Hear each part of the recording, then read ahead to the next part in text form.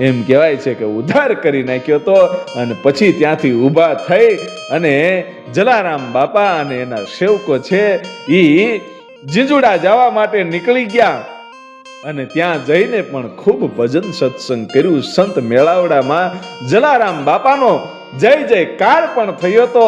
આવા કંઈક અદ્ભુત પરચાઓ જલારામ બાપાના છે અને જલારામ બાપાનો તો હજારો પરચાઓ. લંડનની દીકરી ત્યાં આવી હતી અને એને પણ પરચો આપ્યો. પોતે સાક્ષાત પોતાના જ રૂપમાં એ દીકરીને મળીને પોતાના મંદિર સુધી લઈ ગયા હતા.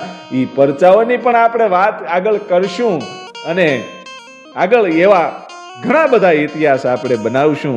જલારામ બાપાના તો નામ લઈએ એટલા ઓછા છે અને હવે પછી મળીએ છીએ આપણે આગળના ઇતિહાસમાં. ત્યાં સુધી અમારી યુટ્યુબ ચેનલને આપ જરૂરથી સબસ્ક્રાઇબ કરજો. જય માતાજી, જય જોગમાયા.